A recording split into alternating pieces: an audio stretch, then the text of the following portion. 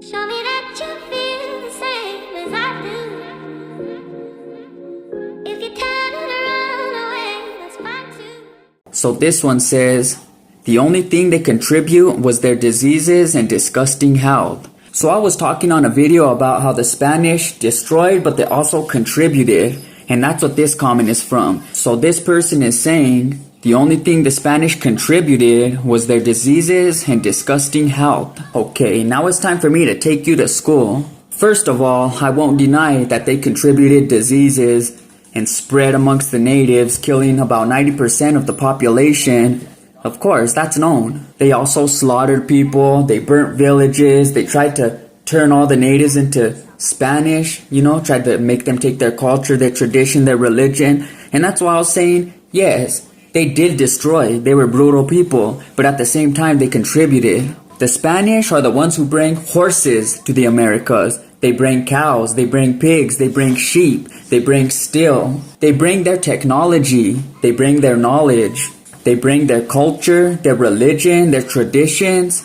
And then when they got to Mexico in the 1500s, they mixed.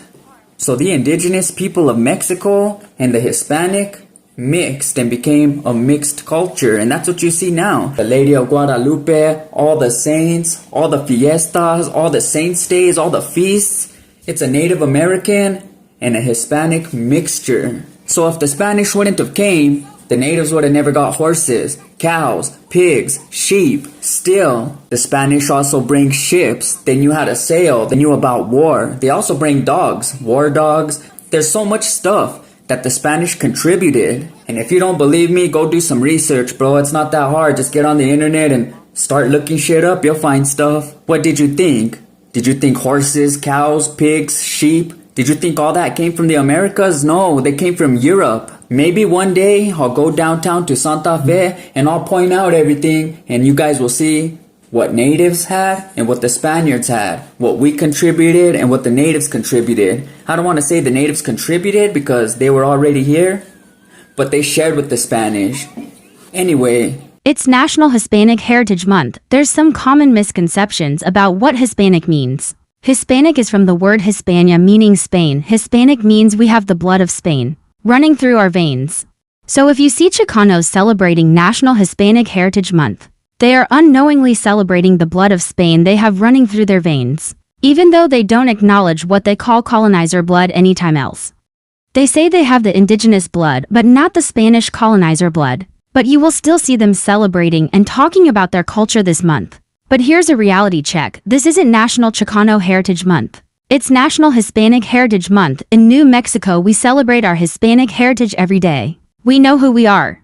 So today I'm coming on here to talk about what they call cancel culture and what it means to me. So when I think of the word cancel culture, I think of what's going on in northern New Mexico. They're trying to take the Hispanic out of our history. They're trying to take the Hispanic out of our fiestas. So in Albuquerque, they tore down the Juan de Oñate statue, and it wasn't an easy thing. While they were trying to tear it down, somebody got shot. It was a big old thing. And then in Española, they cut off the foot of the Juan de Oñate statue and they splattered red paint all over him, supposed to be blood with the bloody handprints. And then later on, they tore that statue down as well. Then about a couple years ago, they were going to put that statue back up in Española. And then a Native American went over there, shooting, somebody got shot. So I don't think the statue got put up. Then you had the Native Americans protesting, so they tore down Soldiers Monument in the middle of the plaza. Then they also removed the Don Diego De Vargas statue that was in the Cathedral Park. Now this statue was paid for by a certain family in Santa Fe. They paid for the plot of land the statue stood on. They paid for the statue itself. They paid for everything. We have some mayor named Alan Weber. He came from out of state. He's not even from New Mexico. He's some white Anglo dude. He moved to New Mexico and now he's trying to take all the Hispanic stuff away. He's trying to take our statues. So what he does, and what a lot of these white Anglo people do out here in Santa Fe, is they sympathize with these protesters. So when you see these videos of the statues being torn down, you're going to see a couple Native Americans and a bunch of white people, a bunch of hippies. Now, I understand the reasons that the natives have and why they're protesting. I'm not mad at them. That's their right. But the white hippies coming out of state, coming out of nowhere and trying to change our state and our culture and our traditions, that's what gets me mad. And whoever voted for this mayor, Alan Weber, I'm not against you, but maybe you guys didn't know who he was or what. I don't even know. I don't like this guy. So cancel culture to me is what's going on in northern New Mexico between the natives and the Hispanics. They're trying to cancel our culture. And I understand 400 years ago, 500 years ago, when the Spanish conquistadores came and the priests and the Spanish government, they tried to cancel their culture and they tried to make them practice Spanish ways. So now we're paying for it. Their descendants are paying for it because the Native Americans are mad for what happened 400 or 500 years ago, and now they're trying to take our fiestas, our traditions. This is the stuff that I grew up to as a kid, and we didn't have a problem growing up. The natives weren't mad. There was no protesting. This has been going on the past 5-10 years. So this is a recent thing, and it's mostly motivated by a bunch of white Anglo hippies. So I'm not mad at the natives. They do what they do. They could do whatever they want. This is their land too.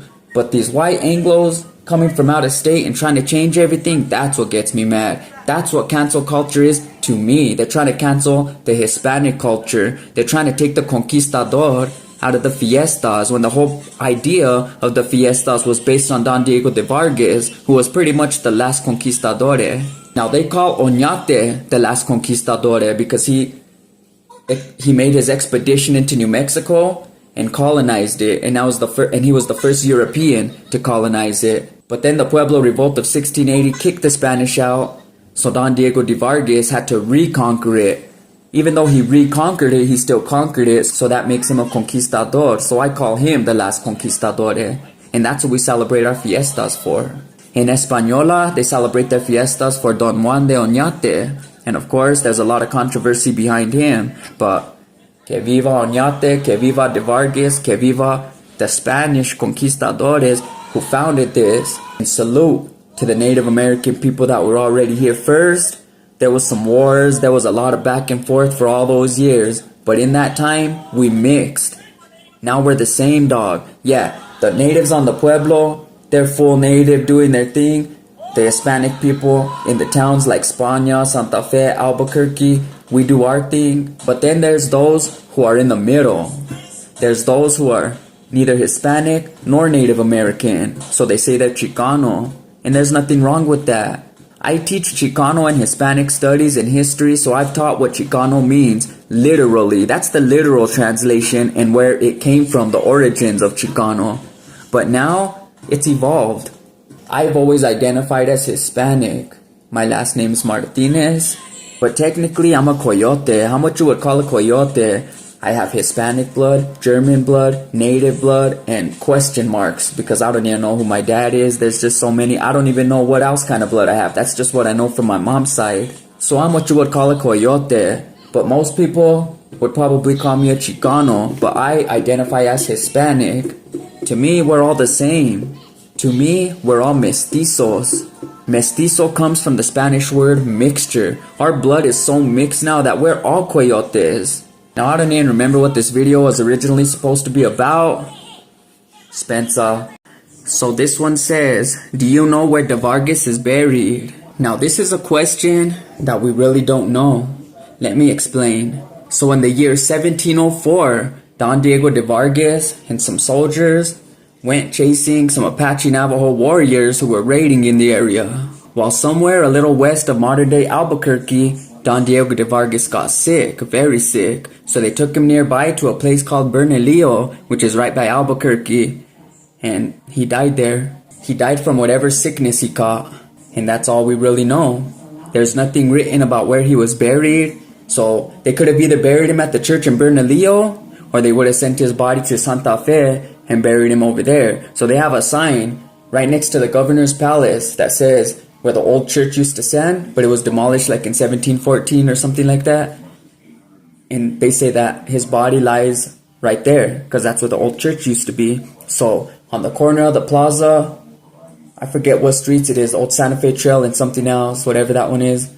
They say his body's under the road right there. When Governor Bill Richardson was a governor of New Mexico, there was some people, archaeologists, that wanted to dig his body up to see if it was really there. But Governor Bill Richardson didn't want to let them, so he refused them. So we really don't know exactly where he's buried. What we do know is that he didn't like New Mexico. See, he was from Madrid, Spain. He came to Mexico and he wished he was appointed to somewhere else, Peru, the Caribbean, but instead they sent him to reconquer New Mexico. He did his duty, he reconquered New Mexico, and he governed New Mexico the best he could. He would write back to his family in Madrid, Spain, so there was letters back and forth, and he would explain how much he hated New Mexico, the middle of the desert, fighting the nomadic tribes all the time, and who knows what else, but he didn't like New Mexico. So one of my theories is he could have even been sent back to Spain to be buried back in his hometown of Madrid. So the burial site of Don Diego De Vargas is still unknown, and that's why. Okay, so lately, people have been asking me to explain surnames. Somebody asked me to do Grijalva, so I'm going to do that one soon, not on this video. So I'm going to do a series of everybody's surnames, whoever requests it, whatever surnames I guess I feel like, starting with Martinez. The reason I'm starting with Martinez is because that's my last name. And I'm not going to do the research right here and read all the stuff, but there's a lot to it. But what I did want to tell you is that you always got to look at root words. So in Martinez, the root word is Mars. Mars was a Roman god of war. So that's where it all traces back to. A lot of things trace back to Rome. All roads lead to Rome. And that's still true to this day. A lot of the things that we have in our modern world trace back to Rome. Rome started a lot of democracy. Greece and Rome. See, Greece laid the foundation. Rome built on top of it. And its influence spread all the way to Spain, all the way into Asia. They ruled like the known world at the time. Now Mars was their god of war. This was before Christianity, so they had many gods. So the Roman god of war was Mars. So it came from there. And so the name Martin or Martin would have been somebody who was named after the god of war. And then people who were named Martinez were people who were descendants of a Martin or a Martin, So I just wanted to explain. Martinez comes from the root word Mars, who was the Roman god of war. But I'm going to start doing a series. I'll show you guys the shields. I'll read you guys everything there is. I'll do some research. So if you guys want me to do your surname, put it in the comments. It won't be just like this Martinez one. I was just telling you how the root word of Martinez is Mars. I'll do more research on Martinez too, and I'll do another one in other last names. Martinez and Grijalva will be the first ones I do because somebody requested Grijalva. Anyway. Must read New Mexico history books. The Myth of Santa Fe by Chris Wilson. A wave of publicity during the 1980s projected Santa Fe to the world as an exotic tourist destination, America's own Tahiti in the desert. The myth of Santa Fe goes behind the romantic adobe facades and mass marketing stereotypes to tell the fascinating but little-known story of how the city's alluring image was quite consciously created early in this century, primarily by Anglo-American newcomers. By investigating the city's trademark architectural style, public ceremonies, the historic preservation movement, and cultural traditions, Wilson unravels the complex interactions of ethnic identity and tourist image-making. Santa Fe's is a distinctly modern success story, the story of a community that transformed itself from a declining provincial capital of 5,000 in 1912 into an internationally recognized tourist destination. But it is also a cautionary tale about the commodification of Native American and Hispanic cultures, and the social displacement and ethnic animosities that can accompany a tourist boom. Okay, so this one says, but we are the ones that won against the giants that lived here. Mayans come after because Aztecs paved the way for the Mexican merciless Indian savages. Hey, I didn't say Indian savages. I'm just reading a comment. Just saying. Now you must not know what you're talking about. Aztecs didn't pave the way, bro. Aztecs came later. The Mayan civilization came way before the Aztecs. There was the Olmecs, the Toltecs. There was so many other Mexican indigenous tribes that paved the way. Now I'm not disrespecting the Aztec Empire, the Aztec civilization, or the Mexica people, but I'm just trying to let this person know the facts. The Aztec came from a place called Aztlan, north of New Mexico, north of the Rio Grande, and that is why they're known as the Aztec, because they come from Aztlan. But before that, they were known as the Mexica. Now these people were like a lost tribe that came from Aztlan, and they were traveling south, and they traveled and traveled. See, they were following a prophecy. They had a prophecy that they were to travel and move south until they saw a place where there was an eagle perched on a cactus with a snake, a serpent, in its mouth. So they traveled and traveled until they came to modern day where like Mexico City is, to a place called Lake Texcoco. That's where they saw an eagle perched on a cactus with a snake in its mouth. So that's where they settled down and made roads. Now if you've seen my video about the Aztec before, then you'll know that the Aztec were a small tribe and they weren't from around there. So what they did is they became like mercenaries for this tribe. Then they became mercenaries for this tribe. Then they became mercenaries for this tribe. So they were fighting all the different tribes of Mexico for all the other tribes of Mexico. And if that makes sense, then you'll know that before you know it, they made enemies out of all of the land. So they ended up having to go to a little island on Texcoco where they pretty much hid out because nobody liked them. And then they built a civilization. They started making their small island bigger. And those are the homemade islands that you might have heard about. And they made bridges, and before you know it, they were so big and populated that they subdued all the other tribes around them. They either subdued them or they made alliances with them, but either way, they subdued them and they became the strongest empire in what is now Mexico, or should I say Mesoamerica. Either way, they became the strongest empire, but they didn't pave the way. They came into Mexico from an outside place up north. They migrated south. They made enemies out of everybody. They ended up secluded on this little island, and then they became a strong empire. By the time Hernán Cortés reached the Yucatan Peninsula, they were only about 100 years at their height of their empire. Like they were still kind of new. They had probably only existed for 200-300 years at the time, if that, probably less. I would have to go look and do the research, but they were a real new tribe to the area, and they became an empire quick, and they also fell real quick, their empire. Anyway, this one says, how can you say your ancestry comes from Spain? Should it not be the other way around? Are you not indigenous to Mexico?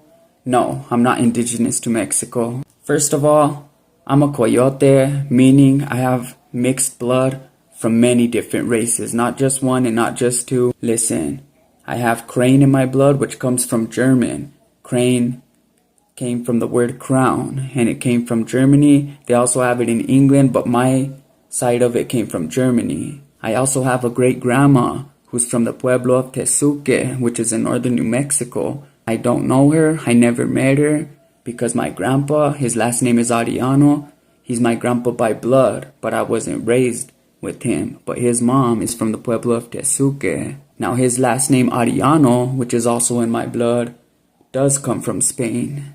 And my last name, which is pretty much adopted because my grandpa, Martinez, isn't my grandpa by blood. He adopted and raised my mom, her sister, and my uncle. And he made them Martinezes, which in turn made my mom's kids Martinezes. My Auntie Donna's son was Martinez, and my uncle's daughter was Martinez. So they made another generation of Martinezes, but we're not Martinez by blood. By blood, I have Ariano, which comes from Spain, Crane, which comes from Germany, and I also got blood from Tezuque Pueblo, which comes from northern New Mexico. And that's just what I know. I don't even know my dad, first of all, so I don't know if he has native, Mexican, Spanish, I don't know what he has, but most likely Hispanic, and I probably do have Mexican, but I wouldn't consider myself indigenous to Mexico, indigenous to, I don't know, I'm a coyote and I'm from New Mexico. That's what I say. Anyway, hope you learned something new. This is Trajity. Thank you for watching. I'm out.